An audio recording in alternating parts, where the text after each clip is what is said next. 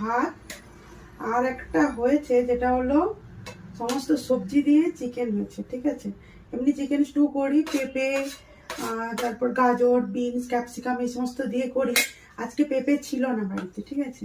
তো বাজারে গিয়েছিলাম, পেঁপে পাই না, তো কি করব খুঁজে পাচ্ছিলাম না। তারপরে ভাবলাম হচ্ছে একটু যা যা সবজি আছে ওগুলো দিয়েই বানানো যাক।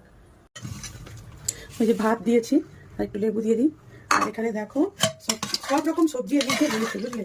এই যে যেমন ধরো আলু আছে, বাঁধাকপি আছে, তারপর গাজর আছে। বাঁধাকপি কেউ দেয় কিনা জানি না, আমি দিয়েছি, বুঝলে। পেঁপে ছিল না, এর মধ্যে ওলকপিও রয়েছে।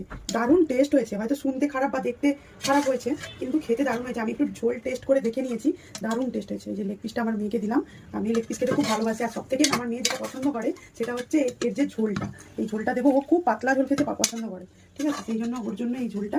এর মধ্যে দেখো আলুও দিয়ে দিয়েছি, দিয়ে আজকের মেনু এটাই ছিল। তো কালকের বেঁচে যাওয়া পনির, পালং পনির রয়েছে। কালকে যেহেতু আমাদের নিরামিষ ছিল, তো সেই জন্য বৃহস্পতিবার ছিল, সেই জন্য কালকে রাত্রিবেলা পালং পনির বানিয়েছিলাম, তার একটু রয়েছে, যদি খাই দেবো। আজকে সিম্পল মেনু, এই যে ভাত, লেবু, পেঁয়াজ, শসা, আর এটা কি বলবো আর কি, সোজা বাংলা কথা যেটাকে বলে সবজি দিয়ে মাংসের ঝোল। চিকেন স্টু টাইপের হয়েছে, কিন্তু পুরোপুরি ভাবে না, ঠিক আছে। চলো তাড়াতাড়ি ঝটপট করে লাঞ্চটা সেরে নিই।